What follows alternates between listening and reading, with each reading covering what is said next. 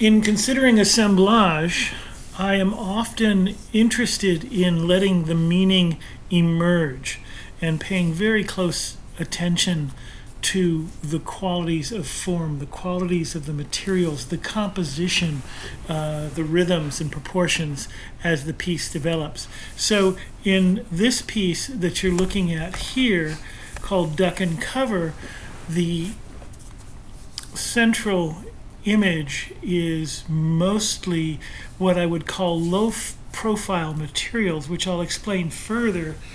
But what you are looking at here is a lot of mixed materials, from corrugated metal that's old and rusted to a small white piece of car exterior, some crumpled up metal found in a field, and some perforated metal.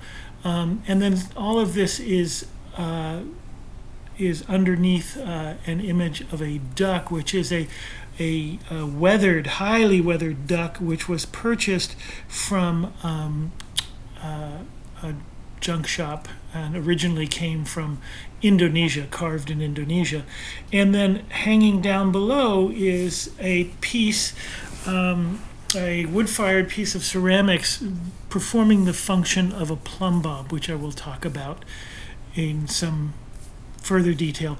This presentation is to show you what I do with assemblage, which I would describe as being very, very interested in gathering pieces of cast-off material, pretty much abandoned by our culture, by our community, by our society, and taking these things and finding great beauty and interest in their existence as they interrelate with each other in these compositions that I make. So we'll look at, this is the piece Duck and Cover, and we can get a little bit closer and you can see there is this pendulous form of this ceramic piece which functions as a plumb bob. It's an image that I often use, this idea of a plumb bob, which is actual carpenter's or construction contractor's tool. It's used to hold up at the top of a structure and let it dangle down to identify the exact true point directly below any given point above.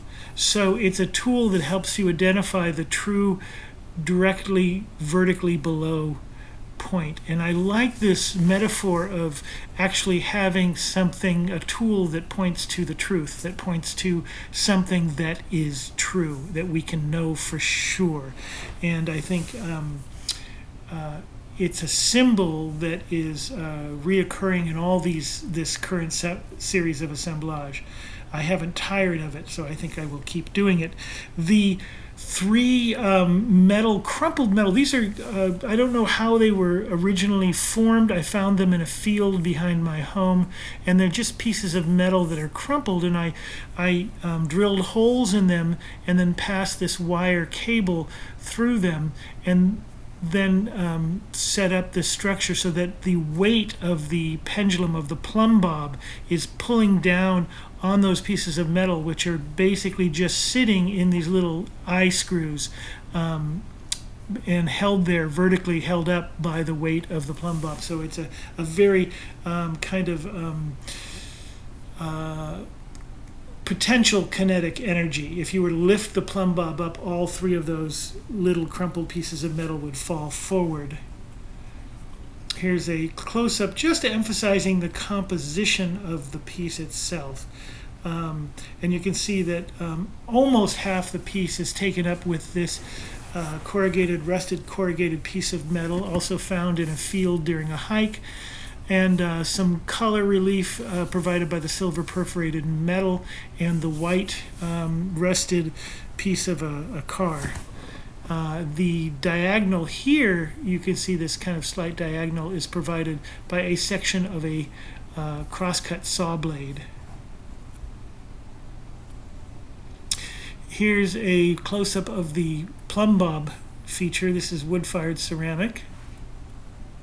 And this is an actual plumb bob in use in construction, and as I say, it dangles from above to point out exactly where the point is below, so you can lay in walls or do whatever you need to do as you build. It's a truing device. Here is an image of the genesis of this piece, Duck and Cover, and you can see that initially I'm moving the various elements around, I'm placing them, trying them, and when I get something that I really like, then I start to clamp it down, and then I'll drill holes. We'll talk further in a further presentation about how to assemble things, but I will drill holes and put in screws, and it's all behind this whole image. It's all laid out on a piece of plywood that I can use to bolt everything to.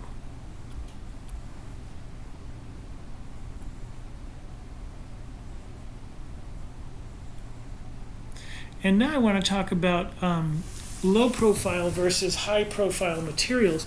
So low profile materials are any material that brings formal concerns like color and texture and shape and form and composition. It deals with all those concerns, but it usually doesn't bring too much meaning beyond a sort of generalized meaning of this is rusted and old and sort of, time has passed, those kinds of general connotations. But it's not a high profile item, which is something, a high profile object is something that brings associations, narratives, meanings with it. So in this piece, you would see here the duck, the carved wooden duck, is definitely a high profile piece.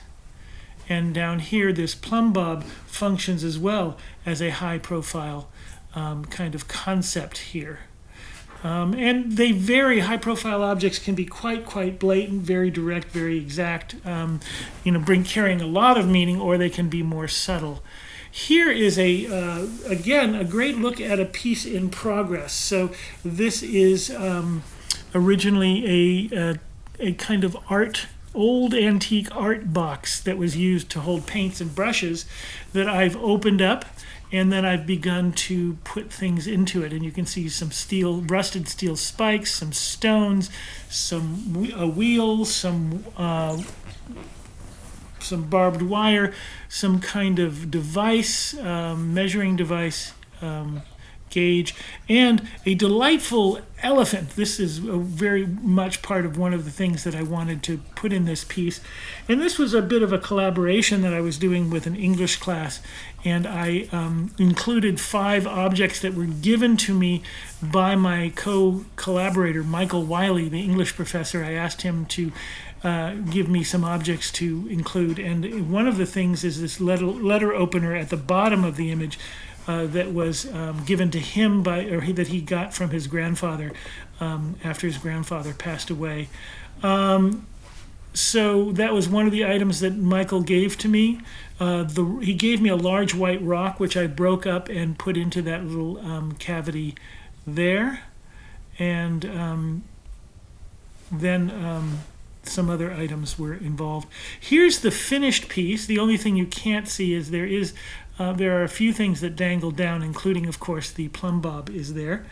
And so you can see all these items, and let's go look at some of you can see a lot of use of layering. The nice thing about mesh and perforated metal is that it provides a really fine way to unite different parts of the composition by crossing over strong lines and softening them with a kind of translucent barrier, so creating lots of layering. This is a more complicated image, and this one's called Grandfather's Elephant Rode German Trains, and you already heard the reference to the grandfather, which is this, it's just buried in there, that letter opener of Michael Wiley's grandfather. And then the elephant is this toy elephant with the little spinny ball on top that I got at a white elephant Christmas exchange years ago and have always wanted to use. So we'll look at some of the images here and what they might mean. This is where the German trains reference comes in. This item right here that you see the green arrow pointing to is a railroad spike from Germany. It's about 100 years old. So this was used in the train tracks in Germany, Eastern Germany. So these were train tracks over which the trains rode with the Jews being shipped off to be exterminated. So it's a dark reference. Here is for some joy, some reference to the delight and whimsy of the human nature, of human character. Here is a great example of this just whimsical kind of fun, crazy, wonderful toy that also has a kind of ancient old world feel to it. And this is a duck head from a duck decoy, which is an ongoing, reoccurring symbol in some of my work. I'm fascinated by the decoy concept, that duck decoys are really portrayals of a duck's best friend, and you float them out into the water and ducks come down to visit their best friend and they're shot. So the image of friend leading to your demise is a fascinating concept.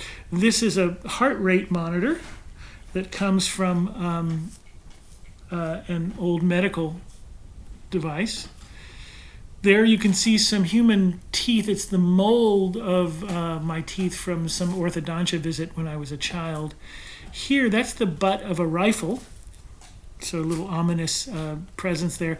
And some barbed wire. So those are some of the items. There's more items in there, but that just gives you a sense of some of the high-profile items here. This piece is called The White House Speaks of My Daughter, and this came from a collaboration with Michael Wiley again.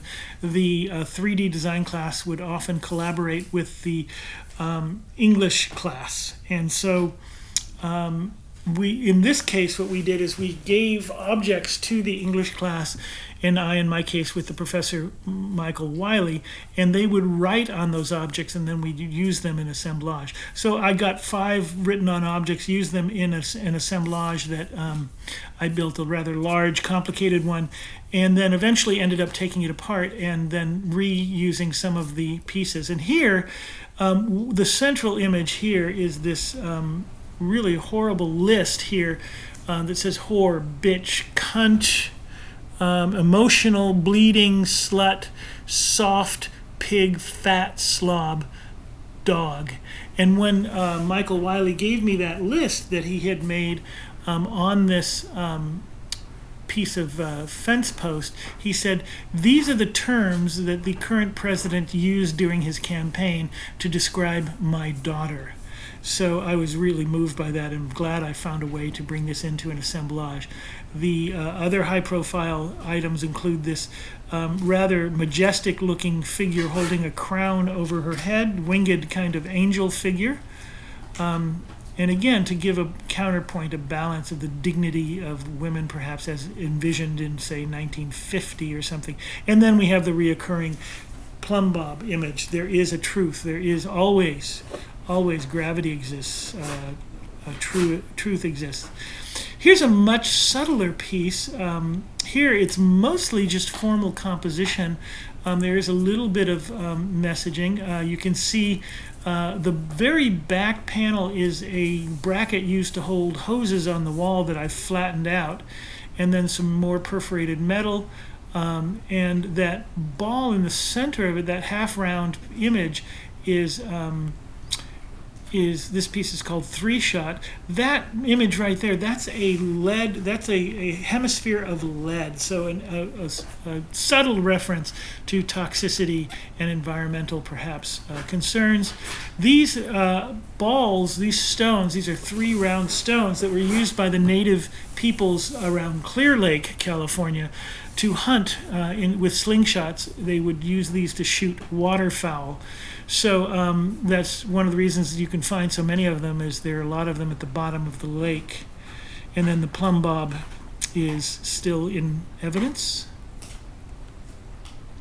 This is a piece in progress that we will see grow here, and I wanted to point out just a few ideas for you to think about when you're building. One of the ways to consider what you're making and to consider how to place things and where to put them.